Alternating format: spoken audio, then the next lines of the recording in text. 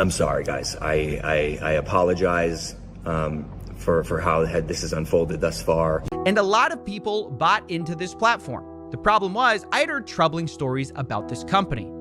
A user who was now able to withdraw $182.83. So surely that's the amount of money they put into the platform, right?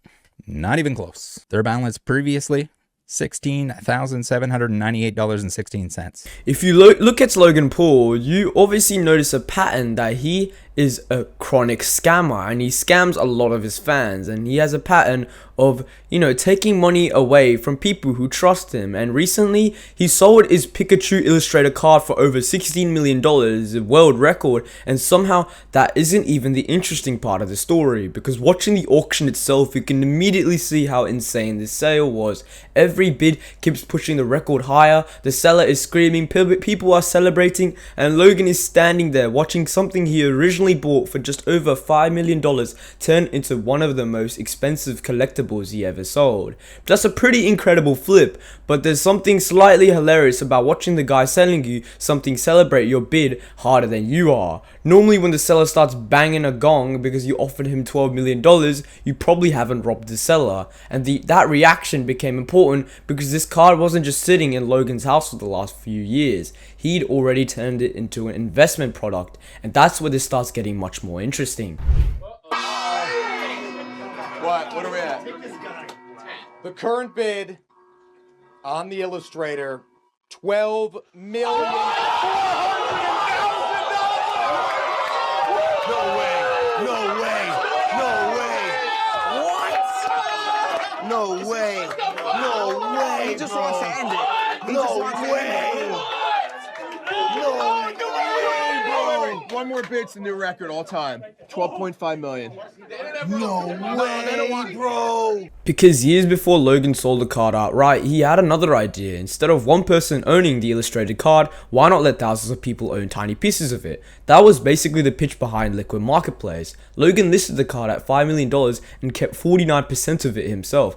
Everyone else could buy tokens representing fractions of the remaining ownership. And at face value, that's actually a pretty easy idea to sell. Most normal people will never own a $5 million Pokemon card, but $20 for a tiny percentage of one, now you've got something people can understand. The problem is how many different roles Logan had in the exact same deal. He was one of the people behind the platform, the person supplying the headline asset, and remained the biggest individual owner of that asset. And so the guy promoting the marketplace was also promoting a product he personally had millions tied up in, and that's the conflict sitting underneath this entire story. It was a very hard decision to make, but yes, I will be listing this card on a platform that I co-founded called Liquid Marketplace. It allows co-ownership of top-tier assets, so instead of one person, me owning this card, we as a collective can co-own it together. I'll also be listing it for $5 million instead of the $5.3 million I bought it for. So basically, I'll be giving you guys $300,000 discounts because everyone likes discounts. And I should say this, I'll be retaining 49% ownership of the card, so I won't actually have access to it. It'll be in our vault, but if I want to wear it out to fights or a Pokemon box break, or maybe even put it in a museum one day, the community can decide if we want it. And Logan wasn't treating collectibles like some fun side hobby either. He started talking about them like legitimate alternative investments, which led to this unbelievable appearance on financial television. Logan is sitting on a business show being asked what young investors should do with their money, and his answer is basically, don't be scared to take risks. Buy trading cards, buy art, buy memorabilia, buy a dinosaur. This is coming from a man who at the time was financially connected to a platform where people could literally buy fractions of collectibles. So that context changes the advice quite a bit, because telling young adults that Pokemon cards might outperform boring traditional investments sounds a little different when you own the Pokemon card marketplace. And the host even pushed back by pointing out the obvious: collectibles can collapse as well, which was about to become very relevant. What do you tell that group of young investors out there? I think if you have the money, don't be afraid to take a risk, especially if you're young. Young people have a ton of energy. I had a lot of energy when I was younger. I'm 30 now and I'm Unc and I have a daughter, I'm a dad, and so I have way less energy. But if you're young, there are ways to spend and invest your money in ways that might mean more to you than a traditional conservative investment like the stock market. Whether it's a trading card, a piece of art, a piece of a dinosaur, like a sports memorabilia, game worn, anything. Birkin bags. They're beating the stock market. Their appreciation. And you're absolutely right. Beanie Babies. Some of this stuff could be faddish. It's not. There's no inherent value to it. Like a Beanie Baby, Sure. it'll crash. Sure. It's entirely possible. You gotta be careful with what you're investing in. Or trade out of it quick. Or trade out of it. And then things got even messier because some collectors started questioning whether Logan's Illustrator card should even carry the grade that helped make it so valuable. The card is a PSA 10, basically the highest grade available. But critics pointed to invisible imperfections and claimed the card had previously been graded lower than eventually receiving the 10. Now this needs a massive asterisk because this doesn't prove anything shady happened. PSA hasn't publicly said Logan received some special grade and a random streamer yelling at a JPEG isn't a forensic investigation, but from a perception standpoint it looks terrible because now you've got a card Logan bought for millions, put onto his own investment platform, marketed to other people and later sold for a world record price, while people are arguing over whether the grade itself accurately reflects the condition. Even if anything is completely legitimate, that's an incredible amount of controversy attached to one piece of cardboard. Anything Logan Paul's involved with, chat, is a scam. In my opinion, I think the dude is the biggest fraud that has ever happened in the history of America. The reason why this is a scam is because this Illustrator card, if you look at it, it's not a PSA Gem Mint 10. This is an 8 that Logan got regraded twice, that somehow got upgraded to a 10. And the centering on this is trash. It's not a 10. That's why this card is a fraud. If you get this regraded, not as Logan Paul, it's an 8, 8.5. It's not that good of a card. Every expert will tell you this is not that good of a card. But somehow Logan Paul somehow got a Gem Mint 10. It's bullshit. But apparently $16 million wasn't optimistic enough because after buying it, the new owner looks Logan straight in the face and tells him he thinks the card could eventually be worth $100 million. $100 million for Pokemon cardboard, and Logan isn't exactly fighting him on it. The buyer starts comparing the Illustrator to some of the most famous collectibles in existence. Rare sports cards, fine art, gold, even dinosaur fossils enter the conversation, which is the perfect example of what happened to this entire market. At some point, people stopped talking about collectibles because they liked them. Everything became an asset. Every card needed an investment thesis. Every hobby needed a chart going up. And Logan was right in the middle of that transformation. Every possible angle, and I concluded this is a 1-1. Wow. So if it truly is a 1-1, yeah, it sits against all the other icons like the Mickey Mantle, PSA 10, of which there's 3, the Wagner 8. Indeed. If those cards sold today, I mean, you know better than anyone. I think they're 50 to 70 million personally. Wow. Wow, you did your diligence. So Good you know, you. I think this card's a $100 million card. It just depends on how long you want to wait. But I got to tell you, man, I mean, we're printing the money like crazy. Yep.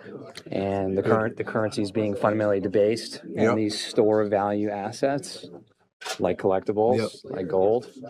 Yep. Dude, the T-Rex dinosaur fossil. That's on my list. What? I'm gonna buy the Declaration of Independence, maybe from you. Yep. We'll find out. Bro, this is crazy. And I'm not stopping there. This was only the beginning. Yep. This is my brother, Tony Mucci. He's a film director. Oh, the Pokemon master. And we have been fans of Pokemon since we were kids. Oh my god. This was the right way to start the treasure hunt. You just starting? I just started it, baby. Bro, bro, that is so epic. The treasure hunter. The treasure hunter. And if you want to learn more about it, yes, I do. Go to treasuretrove.com. I'm so intrigued. And follow. I'm at so Treasure Trove on intrigued. Instagram.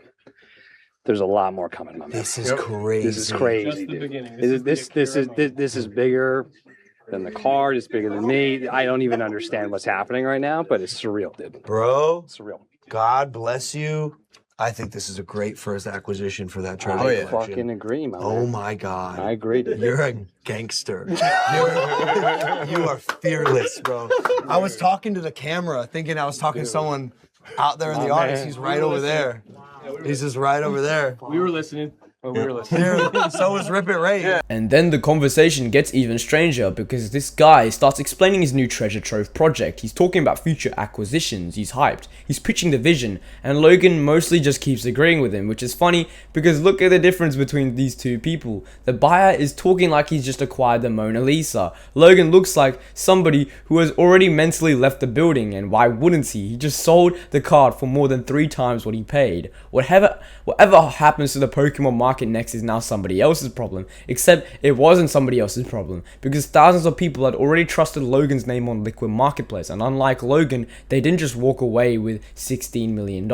And this is the point the whole story pivots, because Logan now talks about Liquid like it's something that happened somewhere around him, but go back to 2022 and that's not how he presented it. He called himself a co-founder, the next company. He personally announced the platform. He put his Illustrator card and was the main reason there was hype around it, and the entire pitch was built around giving normal collectors access to things they could never otherwise afford. His name was the trust mechanism. People weren't discovering some random Canadian financial startup and then finding out Logan happened to be involved. They were discovering it because of Logan, which is also why somebody else started paying attention, Coffeezilla, the guy who would later completely dismantle CryptoZoo. And once... What's up, y'all? Logan here. As an avid collector and strategic investor myself, I am so stoked to announce the launch of Liquid Marketplace, a platform where collectors can buy and sell fractions of rare collectibles via tokens on the blockchain. As a co-founder of Liquid Marketplace, I believe we're set to level the playing field by allowing anyone to own a piece of the world's rarest collectibles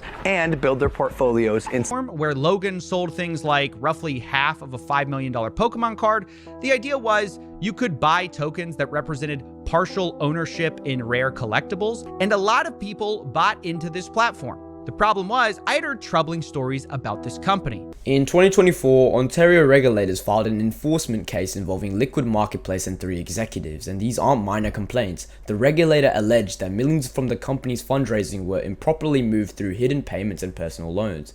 It also alleged that some investor money went toward personal spending, but the part that matters most to normal customers is even simpler. People bought tokens believing those tokens represented ownership in real collectibles. The regulator alleges that illegal ownership wasn't structured the way customers had been led to believe, and it raised questions about whether the underlying collectibles were properly authenticated, appraised, and insured. The case was still unresolved when this video is being made, and importantly, Logan himself wasn't named as a respondent, but that's exactly why his role becomes so awkward, because how do you become co-founder, main celebrity, the main marketing vehicle, and provider of the biggest asset, and then somehow look completely detached once regulators arrive? Eventually, Logan responded, and his explanation was basically that far less of his Illustrator card had actually sold than people assumed. He said only a small percentage of the available share was purchased, roughly $270,000 worth. He then says he bought those holders back at the original price when problems emerged. Fine, except Liquid Marketplace's own public account had previously claimed the Illustrator card allocation had sold out, and those two stories do not comfortably live together. If only around $270,000 sold, why announce a sellout worth dramatically more? Either the company's old marketing was misleading, or the new number doesn't tell the full story. And there's another detail I love. Read Logan's statement. Suddenly, Liquid Marketplace becomes LM. LM advised this, LM did that, LM did this. Brother, 2 years ago it was our platform. Now it's being described like Logan discovered it while scrolling Twitter. And while that distancing was happening, actual users were trying to access their money. And that's where this gets ugly. So then we had this update on February 11th, 2026, where Logan says LM has advised that unclaimed funds have been released and can now be withdrawn. Then we ran into this little issue where the one-time password that was used previously by the users of the platform, and no one was able to log in to my knowledge. No one that I talked to. I asked. The closest thing I saw was that they could try to log in. The one-time password did not function. Now we get into a user who is now able to withdraw $182.83. So surely that's the amount of money they put into the platform, right? Not even close. Their balance previously, $16,798.16.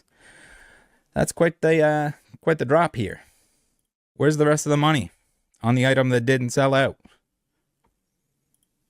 Crazy. And then the criticism expands beyond Liquid Marketplace completely, because some collectors think Logan helped turn Pokemon into exactly what longtime fans didn't want it to become, a speculative asset class for extremely rich people. One creator claims Logan started introducing wealthy connections to Pokemon collecting and helped drive prices into ridiculous territory. Now again, that's his claim, and you know, it's Mizkiv, so that guy's like a whole rabbit hole of his own, but we cannot prove Logan personally caused some global Pokemon inflation crisis. But the frustration underneath it is obvious. A hobby that used to revolve around buying cards because you like Pokemon now has six-figure cards getting pitched like investment properties, and Logan absolutely helped popularize that mentality. He's been wearing rare cards around his neck, talking about them on financial television, putting them onto fractional investment platforms, selling one for $16 million. So even if blaming one guy for the whole market is ridiculous, it's not difficult to understand why collectors see him as the face of what changed. So here's what's happening, and I'm telling you what's going on because I know people in this industry, chat. It's Logan and his gang went around the world in 80 days to everyone who's a Saudi prince and all these Saudi guys and told them how this is the new thing and everyone should be collecting this, and this is art and this is the thing to invest in. So they went to all the Saudi people that he probably met from Jake, from all the boxing stuff, and he told them all to invest in Pokemon cards. And they are destroying the market. Not murdering, destroying them. Who can afford this? Who wants to buy a $150,000 Mewtwo?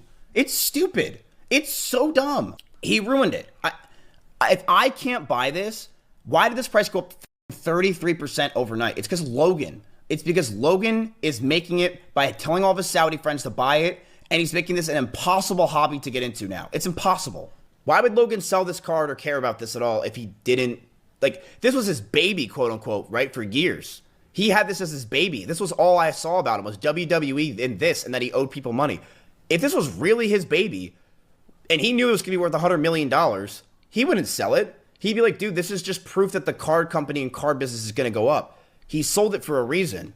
You got the bag. This miniature Hassan got the bag. And there's the worst two people you could ever do a deal with right in front of you. Golden and Logan Paul. And you bought an $18 million chain from them. You got scammed to hell. And they're just looking at you laughing. Golden's a scumbag from the dark depths of the ocean. And this guy can't even look at you. You got scammed so hard. He's looking at Logan like, is this for real? Did he really just give me $1.8 million? Logan's just like, right. He can't even do his WWE act on this guy. He's just like, holy f***, you're... And just when this story has already accumulated enough weird side plots, we get a betting market mystery. Shortly before the auction, a wallet reportedly placed a large bet predicting that the card would sell above several major price thresholds. The card smashes those thresholds, the account makes a huge profit. Then somebody online notices that the automatically generated avatar attached to that betting account looks like one visible on Logan's phone during an older poly market promotion. And this sounds terrible, but this is where people need to calm down. Nobody has proved that wallet belonged to Logan, but a matching profile icon is interesting internet detective work. But I understand why people keep connecting dots, because this isn't happening in isolation anymore. By this point, like, Logan is so deep in controversy that I wouldn't be surprised that, you know, he did own that account. And the next one is the biggest reason nobody gives Logan the benefit of the doubt. Coffeezilla is not a criminal. I called him, I apologize. Step 2, we want to offer a rewards program for players who are disappointed in the status of the game. So essentially you're gonna be able to burn your base egg or your base animal for the mint price, which was 0.1 ETH or the equivalent in BNB. I am personally committing 1,000 ETH to this, which is about $1.3 million. I'm sorry, guys. I apologize for how this has unfolded thus far, and I want people to know that they can trust me and that I'll always take care of the fans and people who support me. And lastly, thank you, Coffeezilla. You have catalyzed this, and I am very grateful for your work and your investigation, and I mean that. Thank you, bro. Because this wasn't some clean, everybody gets their money back and we all go home refund. Coffeezilla estimated CryptoZoo losses at around $18.5 million. Logan's actual buyback covered only a fraction of that, and accepting it came with a pretty important condition. You had to waive certain claims against Logan, and that changes what refund means quite a bit. Because now the offer isn't simply, here's your money back, it's, here's part of your money back, but in exchange you're giving something up legally. And this is why Coffeezilla refused to treat the situation like the story had been fixed. Then Logan does perhaps the most Logan thing possible. Coffeezilla keeps investigating him and Logan sues Coffeezilla. So now we're at CryptoZoo, liquid marketplace, regulators, users struggling to withdraw, legal fights with the journalists covering him. Surely at this point you stay as far away from complicated collector platforms as humanly possible. You already know where this is going. Logan Paul is refunding people he scammed if they promise to stop suing him for the vastly larger amount he may owe them. And honestly, I'm conflicted because on the one hand, victims getting money is always great, and I'm proud that our investigation led to some real-world consequences. But I can't pretend that things are fixed or fine for people who entrusted me with their story when that's just not true. So here's the real, more complicated story in 3 parts: the refund offer, the zoo tokens, the lawsuit, starting with the most important part. And if you get one thing from this story, this should be it. These are the estimated damages in CryptoZoo, $18.5 million, which comes from a combination of ZooCoin and NFT sales.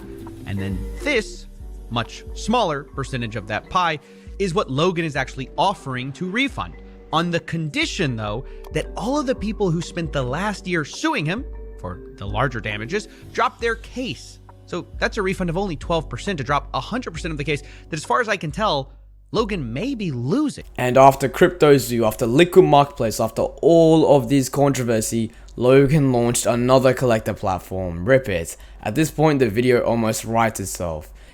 Now, I'm not saying RipIt automatically becomes another liquid marketplace. It's a new service. You judge it by what it actually does. But launching something with this many familiar ingredients when your last collector platform became a regulatory nightmare is an unbelievable decision, because the internet doesn't see a clean state. They see the same guy, the same audience, the same expensive collectibles, the same idea of trusting a platform to hold something valuable on your behalf. And apparently Logan looked at all that history and thought, yeah, let's run it back. What is up, collector? RipIt is coming soon, and you're gonna want to be first in line. So we're growing our wait list for users to get early access and to give back to the day one collectors who help us grow this thing. Top referrers will climb the leaderboard to get rewarded with things like the holographic pull from this first edition heavy pack, a $30,000 base set unlimited box, and a PSA 9 first edition Lugia valued at roughly $7,000. Additionally, for every milestone of users that we hit, we'll do giveaways with the entire community with things like this crystallized Daniel Arsham Squirtle figure, multiple sets of base set packs, a first edition heavy pack, other great cards like Arcanine, Snorlax. You get the point. Awesome stuff, guys. My team and I are grinding 24/7 to bring this platform to life. So please tell your friends and get ready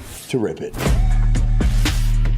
And that's why this video isn't really about one Pokemon card. The card is just a perfect way into the story. CryptoZoo gave Logan's audience a complicated crypto product they were expected to trust. Liquid Marketplace gave collectors tokenized ownership of expensive assets they were expected to trust. And now RipIt is asking collectors to use Logan's platform again. Different product, different branding, same fundamental ingredient, trust Logan, and that's the part it keeps burning through. Because every time one of these situations blows up, the response arrives afterward: there was a misunderstanding. Other executives were responsible. He'll make things right. He'll refund people. He didn't know what was happening. And maybe every individual explanation has some truth to it, but at some point, you stop judging each disaster like it happened inside a vacuum. You look at the pattern. CryptoZoo, Liquid Marketplace, now RipIt. Logan doesn't need another apology video. He just needs one of these businesses to work without his fans ending up wondering where their money went. Because how many times can the same audience be asked to trust the same person before that trust finally runs out? Anyways, guys, I love you all. Subscribe. Mwah.